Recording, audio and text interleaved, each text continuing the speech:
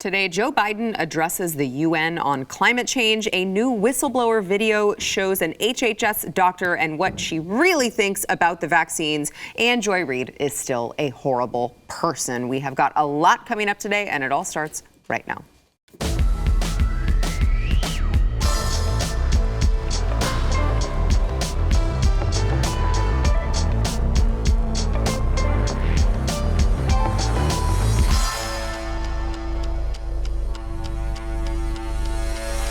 Welcome to the news and why it matters. I am Sarah Gonzalez today, joined by, I feel like I need to come up with like a duo name for you guys, like a band name or something. Please do. Because you are fan favorites, of course, the BlazeTV contributors themselves, Jaco Booyens, host of the Jaco Booyens Show, and Eric July, host of For Canon's Sake. So it's nice to have both of you back together again. Of course. The band is back together again. Always good to be with Eric. Yes. We need and to. You. Well, it's always nice to have you, and but we do need to come up with some like cute, clever little name. Hey, you're in an actual band. You need to come up with So I'll take that. I don't know how that calculates, but I'm just saying it does. I'll take that She responsibility. delegated. She delegated. All right, so let's get into the headlines. So Joe Biden, in his first address to the United Nations General Assembly since taking office, told his international peers that they stand at a, quote, an inflection point in history, and called it a decisive decade for the world in which the United States intends to lead on all of the greatest challenges of our time.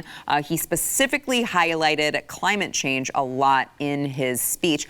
I was actually just impressed that he was able to like make the trip and stand up on his own 2 feet and give the speech. But let's play a little bit of Joe Biden addressing the United Nations on climate change. Once again, guys, our time is running out. Hug your loved ones while you still can, because we are being told we are at the point of no return. Watch. This year has also brought widespread death and devastation from the borderless climate crisis. The extreme weather events that we have seen in every part of the world, and you all know it and feel it, represent what the Secretary General has rightly called Code Red for humanity.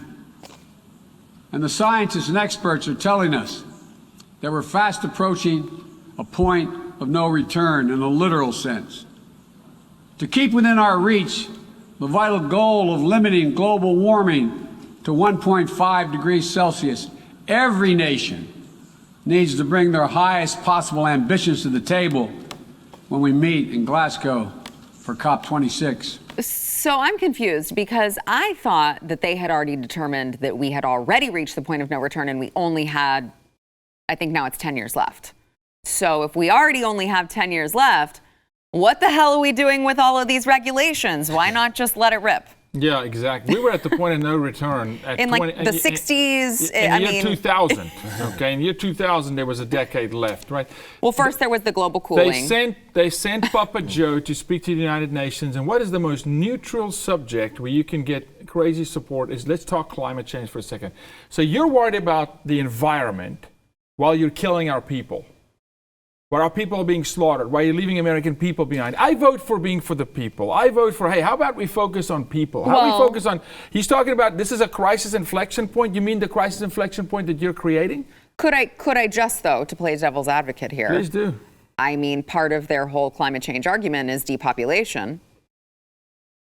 What better way to kill off your own people? Let me tell you my argument why it's bogus. They want to depopulate the planet. They want to depopulate the planet. I know. Okay, let's look at that. They're doing a pretty good job. Yeah, it's such a counter position that they take every day. This is deflection at the finest. I got real issues in my country. I'm going to come stand in front of all these other countries who I really ticked off.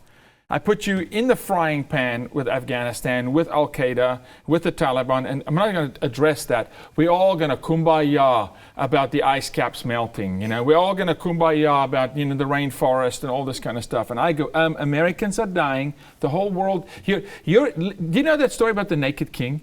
that doesn't know he's standing in front of his people and he doesn't know he's naked because he's delusional, this is the naked king. This is the guy where the whole world looks at him and go, dude, you're naked, you're exposed, your people are dying, you empowered the Al-Qaeda, and you want to talk to us about ice caps and, you know, Green New Deal and all this nonsense. You're the naked king, Joe. Yeah, but I just want that to stay a metaphor and not in the literal Well, that sense. would be gross. Please, Joe. Eric, what are your thoughts? Climate change is, I knew it was going to be back on the table definitely after the end of, well, we're not at the end of COVID, but certainly if they decide to ever turn it off. That's true. COVID, if they ever decide, though, to turn it off, they're going to certainly more so go focus on climate. Yet again, it's something really for my entire life has been a scare that we have been making fun of. The Al Gores of the world and all of them have been saying this for, again, as long as I have been alive, and I've made it 30 years, and here I am. So the world hasn't ended quite. I know it is. The world hasn't ended quite yet.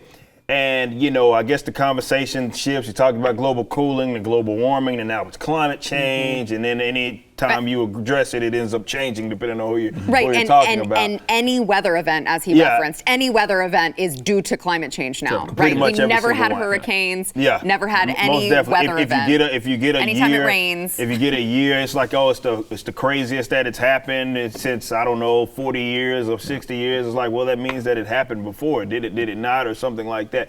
Look, I don't care how people feel about this subject matter. I just think it's hilarious that considering this is how I look at this. You have Joe Biden, you have even these other leaders of these other countries. We all know the elephant in the room that all these countries have issues going on within their own borders, right? That are astronomically, you know, different maybe from what the climate is.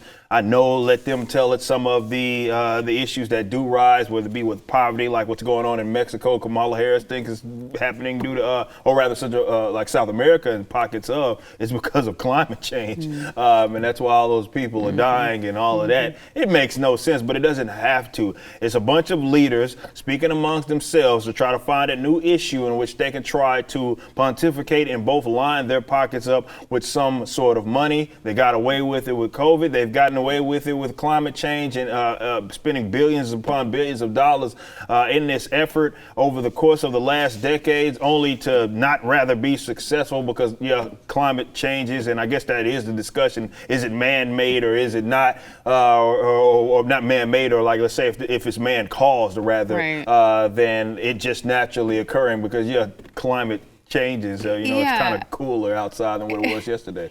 So Eric, you bring up a great point about all of the money that we've spent, right? Because you spend all of this money, and for what? Because you can't make China, you can't make India stop with all of their emissions, stop all of their pollution.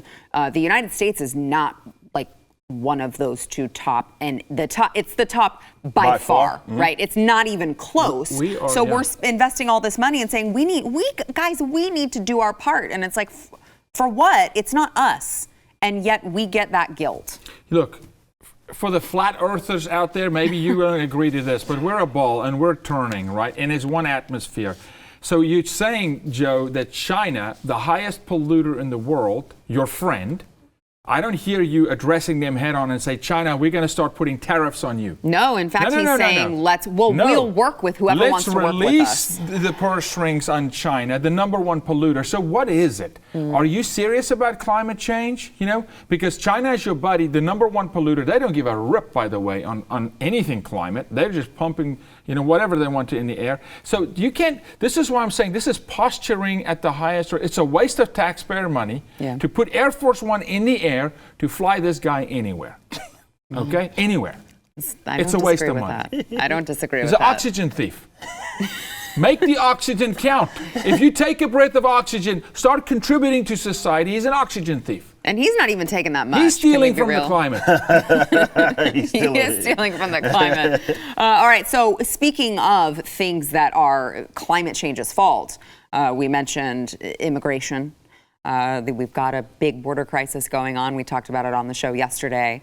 And a group of Haitian immigrants who were under this bridge that we talked about in Del Rio actually reportedly took over a privately contracted transport bus and attempted to escape federal custody on Monday. Look, it's not, is it funny in the grand scheme of things? No, but you have to laugh so you don't cry.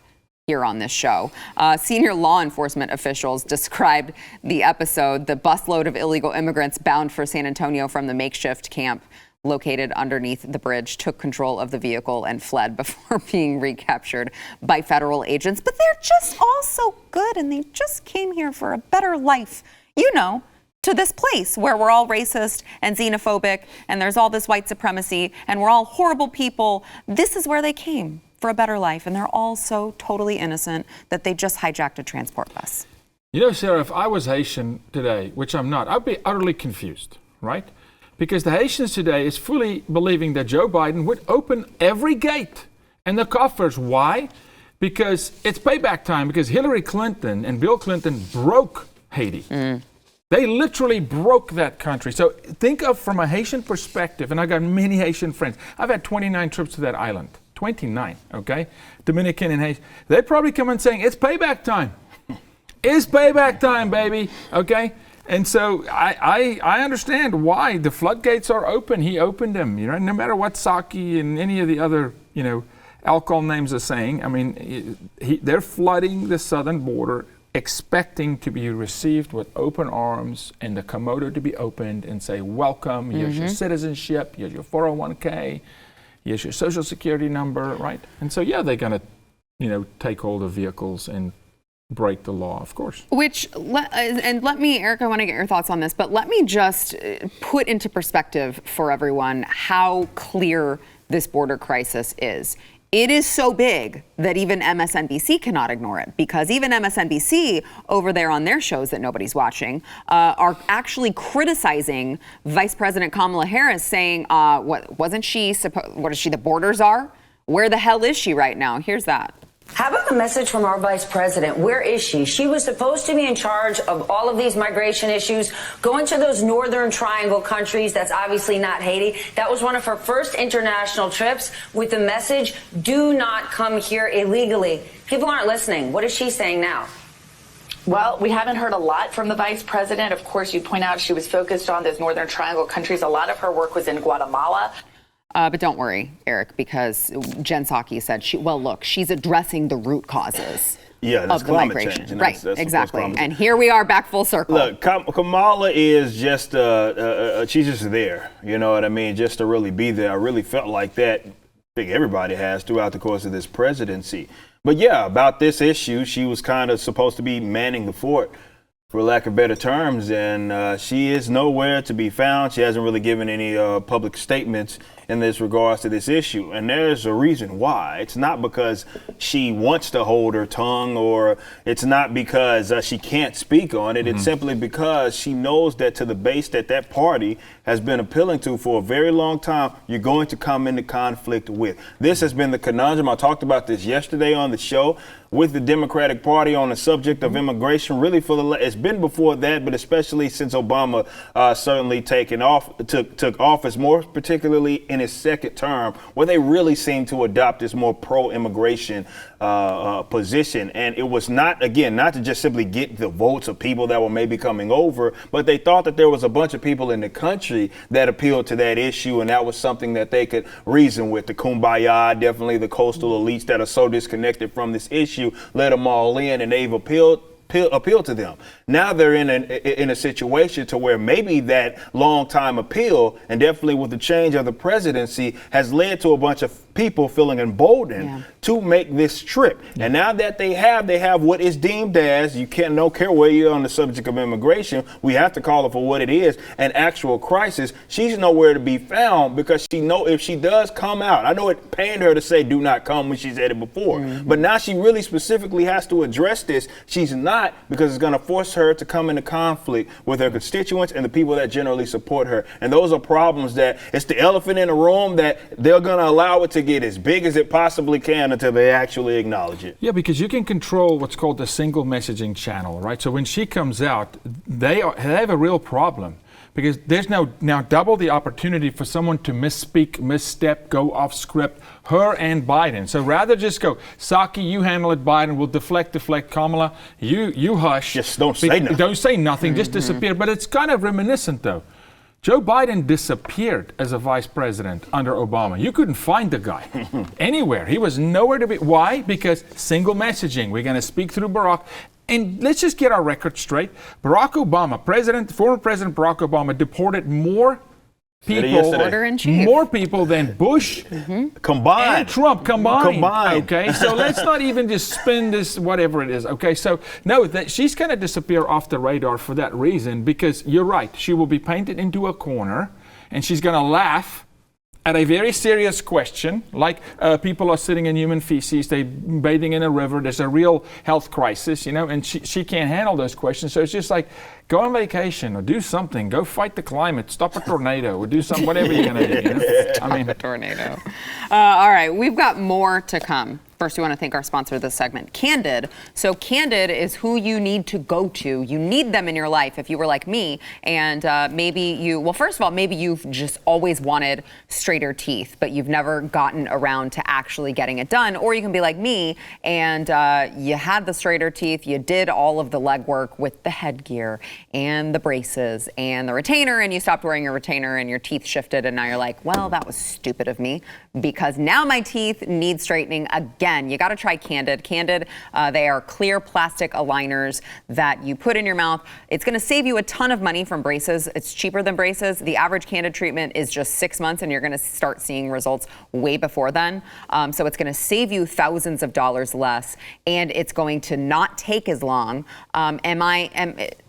There's no downsides here. And by the way, as an added bonus, you will get Candid's teeth whitening for free. I'm telling you guys, they make it very easy. You can go to a Candid location, or you can do it all through the mail. They send you your impressions. This is what I did. They send you the impression kit. You make the impressions. You send them off. They send you your kit. It's all very well tailored, organized, step 1, step 2, step 3. And you put them in for a couple weeks, switch them out, and then you are on your way to a greater and straighter smile. You got to try it. CandidCo.com/Y. That's WHY. My teeth look so good, people think they're fake.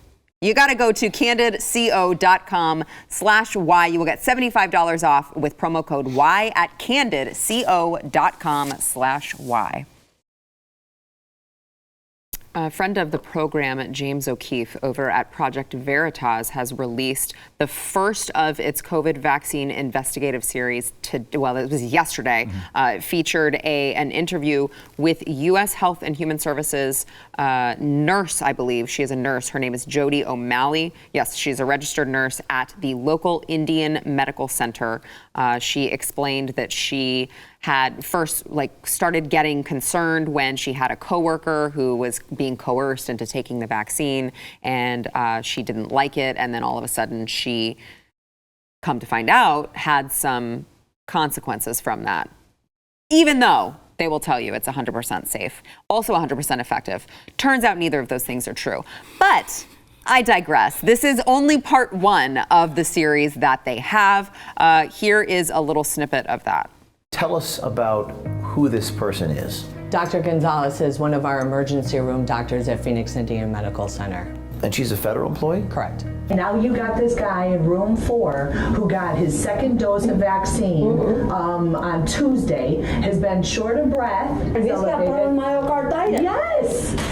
All this is let's see. Probably myocarditis due to the vaccine. Right. But now they're not going to blame the vaccine. Well, and you know what? But he has an obligation to report that, doesn't he? They are not reporting. Right. Because they want to shove it under the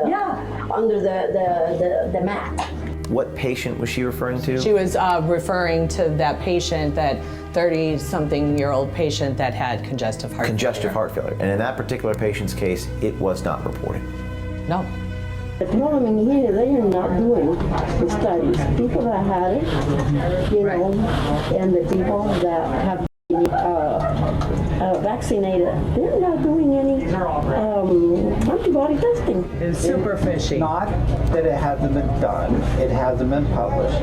It hasn't probably been done because the government doesn't want to show that the darn vaccine is full of The government doesn't want to show that the vaccine is full of.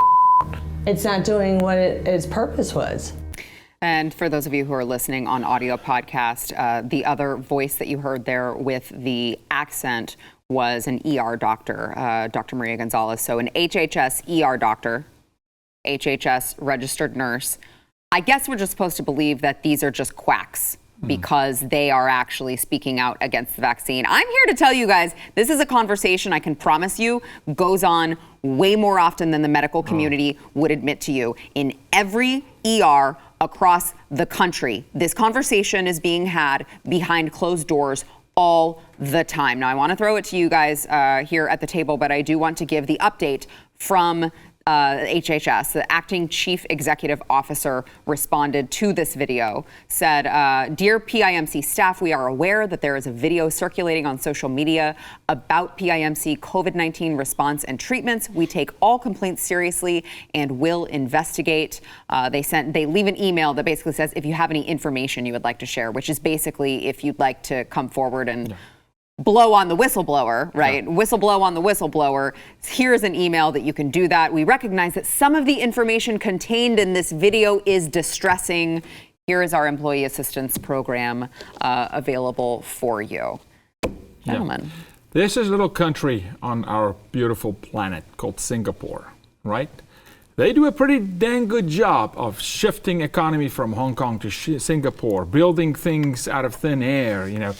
Amazing. Go look at that little country statistics, how they've mandated the vaccine, over 80% of the population, and now their cases are skyrocketing. Skyrocketing. It's a national crisis contained on an island, okay, at 80% plus humidity every day, rainfall. I mean, so look, the secret's out. Okay? Do we need to talk about Sweden? Do we need to talk about Vermont? Okay? Do we need to talk about Citigroup? Citigroup, a liberal organization who said, we can't trust the data, we're going to fund our own study before we mandate vaccines to our own employees. And they came back and go, maybe we... Stop, I hadn't heard this. Citigroup. No. Yes, Citigroup came out and said, well, maybe we shouldn't mandate this because their record showed you to get the second jab, you're absolutely going to end up in the hospital. Okay? Wow. Citigroup. Right, so no, the secret's out. We have told you before. The answer is no. That's the answer. Don't do it. If you want to, go ahead, but you cannot mandate these things, right? When you start seeing liberal groups, look, Citigroup, that's a big organization, okay? Many of you probably carry a card. That's a Citigroup card. No, this is it. But our commander-in-chief, not mine, he's telling the world we need to focus on tornadoes. So here we go. Well, and also look, that's what the left does. They double down. When something doesn't work, you just do more of the thing that doesn't work. And then magically, it will work. A lot of these people, which is why I call them Branch Covidians, it's a religious cling to a concept of what they think that the virus and the vaccine was supposed to do. A lot of them got caught with egg on their face, and they will never, ever concede that they got this disastrous, not just wrong, disastrously wrong. You would think that people's ears would have perked up like what she was alluding to, talking about, I'm guessing it was a man that was in his 30s, the pericarditis. They're talking about us, like guys my age and younger that are specifically at an increase in risk for that and the heart inflammation issues that are associated with this. Now, it gets thrown under the mat because it's inconvenient. The fact that there was even a leading charge, like she's talking about, like there's the lack of antibody testing, and she's correct. The mass testing that they do isn't antibody test. They don't even care about that. They're saying if you got it and recovered, it doesn't matter. You still should get the vaccination and be double vaxxed. We know what the studies, the preprint study that is being peer reviewed right now, which I know they're not going to like, out of Israel, that is saying that people versus the double vaxxed versus folks that are not vaxxed, it seems like the people that are not vaxxed and recovered are going to be doing a better job. Even Fauci's trying to dance around that and having to admit natural immunity. Now, yeah, it doesn't make sense. And it's in April. I got the receipts. I'll show you. Message me if you need them. In the CDC, Dr. Rochelle Walensky said in April that we're seeing people that get the vaccine, they're not getting COVID. They're not catching it, and they're not spreading it. Whoops. That was a lie. Now they shifted to, well, now you just won't get sick, or you may not, you won't die from it. Well, that's miles different from what you were saying before. So now we know they can catch it. We know they can spread it. But now the conversation that's making people uncomfortable is what is in that vaccine, and is that vaccine really more so attributing to the spread in these areas? Because what you're talking about in places like the Singapores of the world and all over the world where you have these high vaccination rates, they're having higher case rates than what they had in like April of last year, which was at the peak of this. That doesn't make sense. Why is it that now that you have access to a vaccine, we have more cases? That's not how it's supposed to work, but it's working like that. So something is funky. And dare you ask a question? Definitely if you're among the medical community, you're a quack because you didn't reach the conclusion that they wanted you to reach.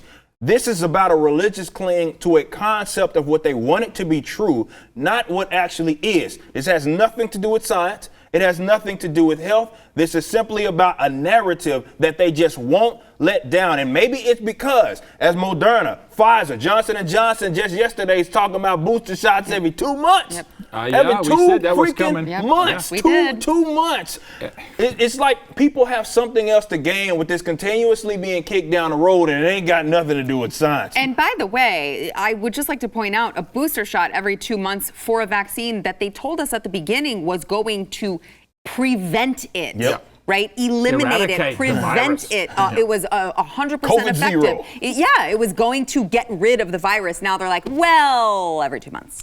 Look, That's fine. you'd think when Last you word. start with the vaccine, you would start with what's in it. Now Singapore's 80% vaccinated. They go, wait a minute, Wait, what's it- in it? Now we'll do the What's study in it again? on the menstrual cycles of women. Right, now let's do the exactly. study. Exactly. We'll pay for them now. The infertility. Exactly. But you know what? This is a beautiful tool.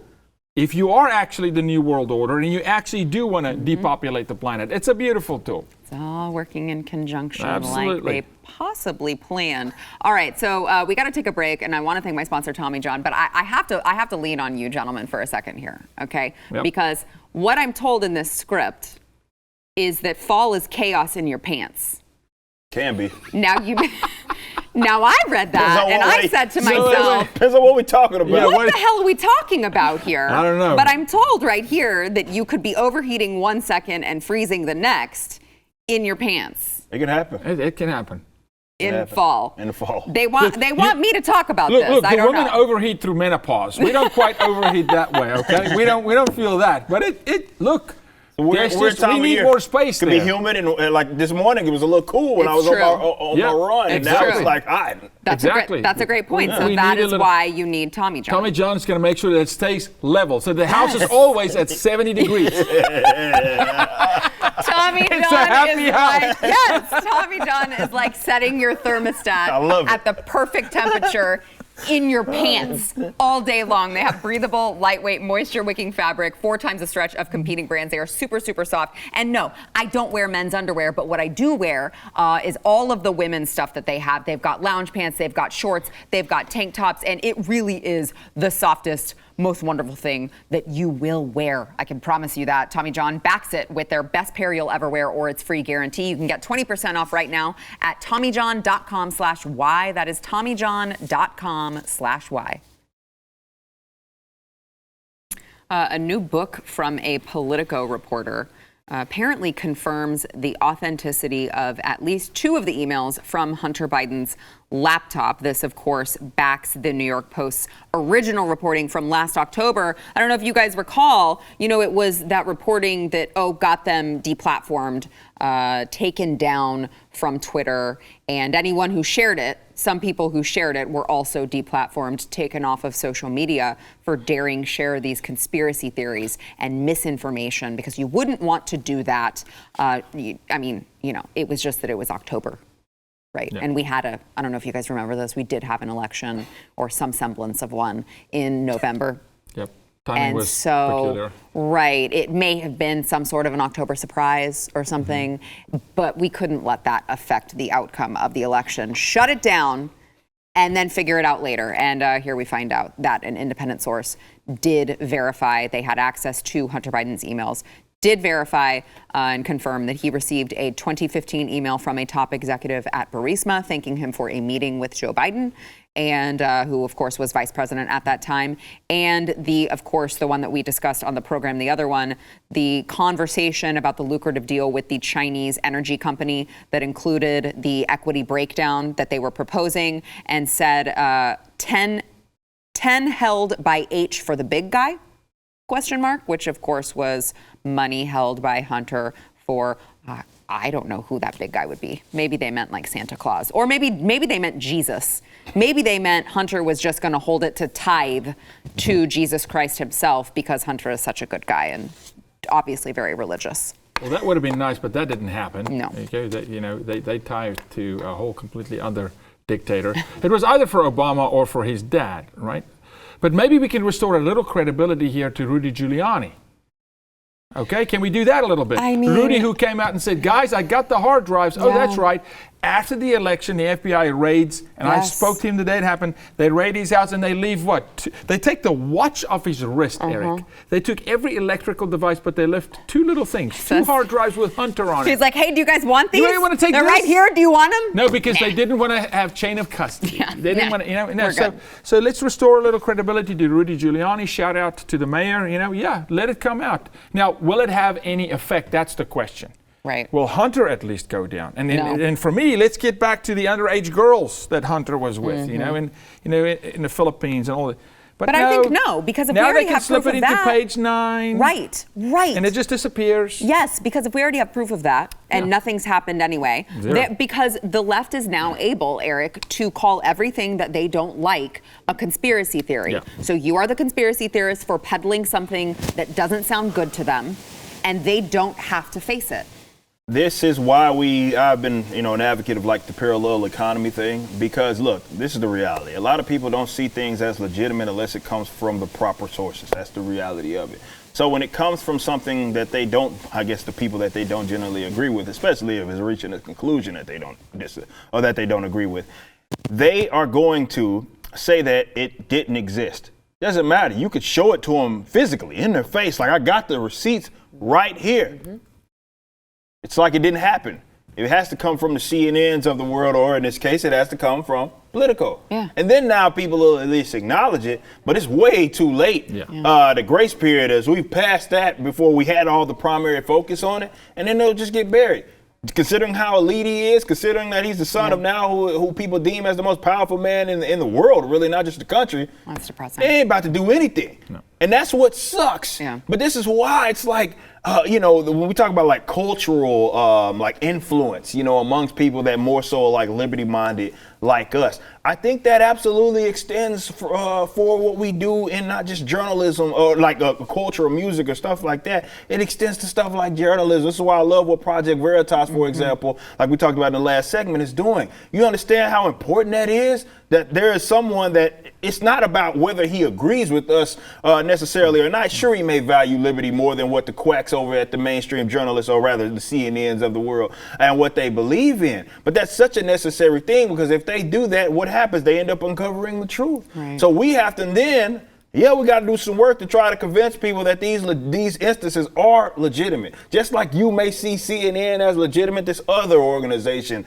is more or less legitimate, or at least the same thing. But right now what we have is that they seem to have, the left particularly, a monopoly on what, I'm using that term loosely, not effectively or legally a monopoly, but like on a concept. It's like they control the big tech companies that can say what's misinformation and what's disinformation. They also have control of the CNNs, in which they can control as what they seem, even though not everybody watches it. Hell, we see what their ratings are looking like. Right now, they're in the tank, but still people, where's the CNN article? You show them the CNN article, they're like, it's legitimate. So we got a lot of work to do, but yes, it is kind of depressing to know that, all of that stuff came out to be true, and nothing's going to happen to the guy. Yeah, because for too long, we have allowed them to establish status quo. And status quo is CNN. Yep.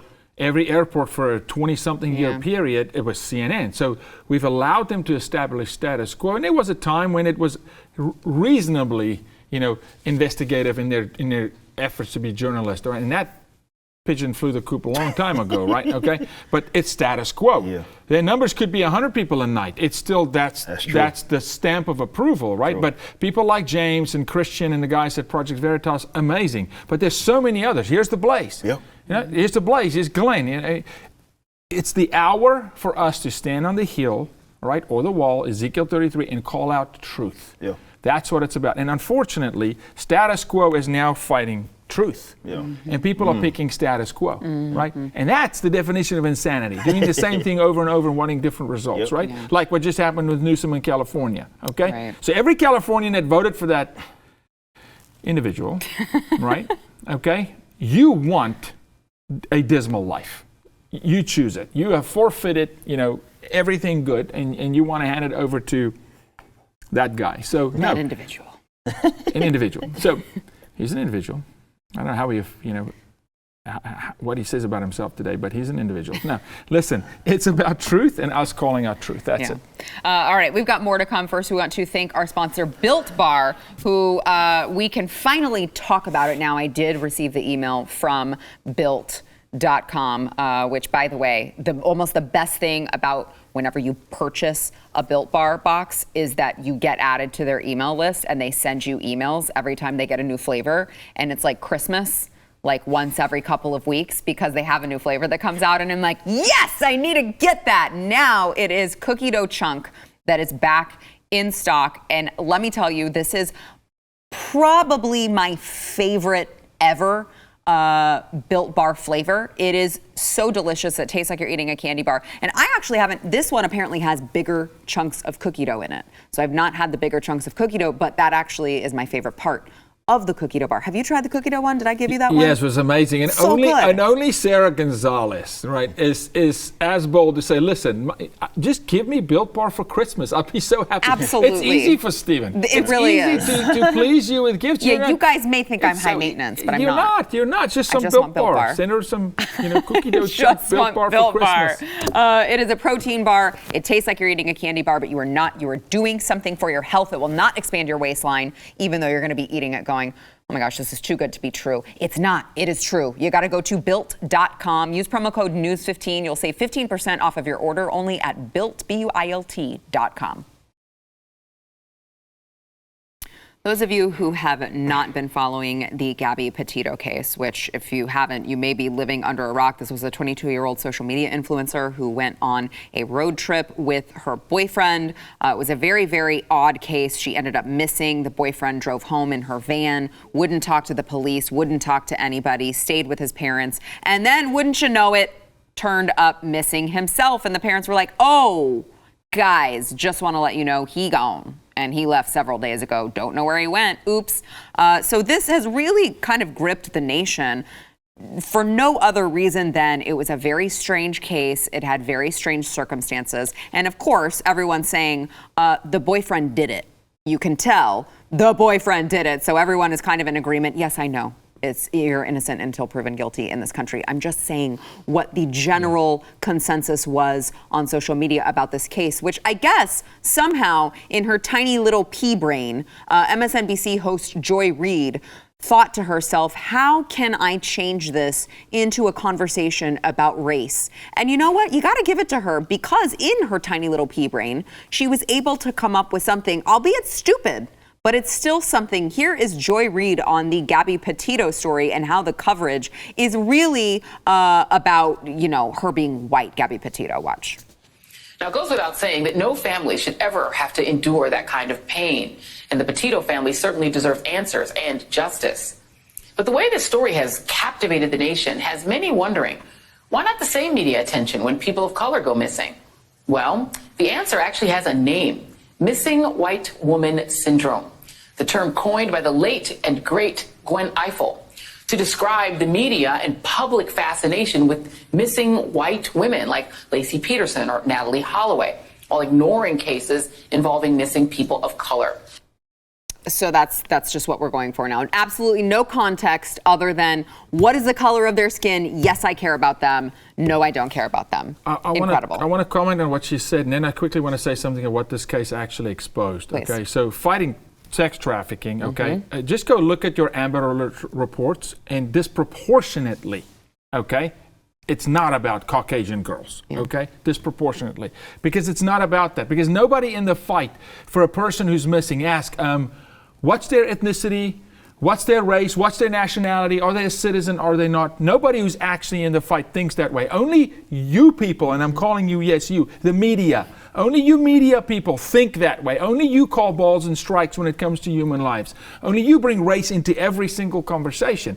What this did expose, though, is, and the reason it blew up also is the police were interrogating him at the scene. And that's like, why didn't they catch it? That's the right question to ask. Yes, I agree. They are not trained. Yes.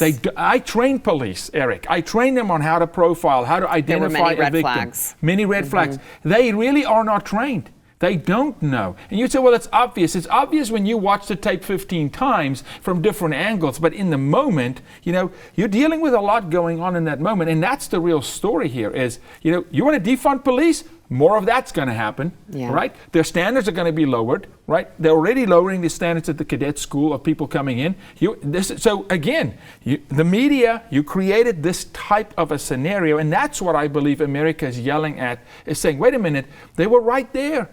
The cops, there was signs were there. There was a witness saying he was slapping her around. Stockholm Syndrome came in. She defended her abuser. That happens all the time. Those are signs for us who are in this fight every single day. But the general police officer in the street, no, they're not trained for that stuff. Yeah, Eric, the audacity of this Black woman on a mainstream news channel who has risen to the level that she's risen to just continually say America is so racist, they don't care about Black people, don't want to see them on TV, don't want to talk about them.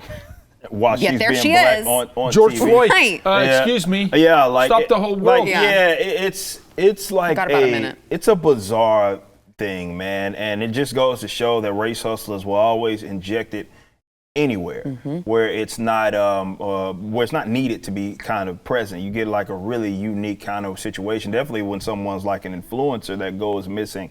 I think whatever race is going to be having people talk about it. That's just the day and age that we live in.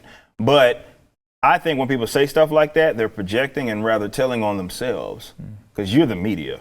Did you focus on it? Right. Are you the one not focusing on the people? Because like I can talk to my buddy right here. He's in the trenches. Right. He's the one that deals with this sort of subject matter every day. Right? Not you. So are you telling on yourself because you're not covering the many black girls that are being missing? Why don't you do a whole MSNBC coverage? You have the power to do it. So none of that makes any sort of sense. And when people say stuff like that, they're generally telling on themselves. That's what Joy Reid did. Yeah. She got a young rupud right there. All right, we got to take a break. We'll be back. Yeah, that just became a verb. Yeah, young rupud. I like that. I like it. I just want to leave you with this before we end the show. Whoopi Goldberg finally realizing it just clicked with her how stupid her party's tax plans are. Watch. But you know what freaked me out about this? I've been trying to figure out, because they say the 1%, the top 1%. Do you know how much the top 1% is considered? People who make about $421,000 a year make you part of the 1%. Really? Yeah, this is the 0.00001%. It is, and for me, this is outrageous, because there are, listen, in America, you're supposed to be able to come and turn yourself into everything. I think that what gets people ticked off is the fact that Bezos and that level do not pay taxes. Just know that if you're earning over $523,000, this could be a problem. And they don't know how much you do for your family. They don't know if you're raising your grandkids or anything. I'm just saying it. I know we got a second, but I know it's tight, but this is real. Yeah. The problem for me with all of this is people don't know what you're putting in. If you're making $500,000, if you're raising grandkids or taking care of parents and all kind of stuff, and then you want to take more money, and then you're mad that I'm mad. Take the red pill. Take the red pill, Whoopi. Come on, Take the red pill. You're halfway there. It's right in front of you. Here's the cup. I'll give you mine. I'm spilling it everywhere already. take the red pill. I love when they finally it That was the View meltdown. She's like, oh, I know you're not about to come after my money. Yeah, you don't know what I spend my money on. Oh. Thanks, guys.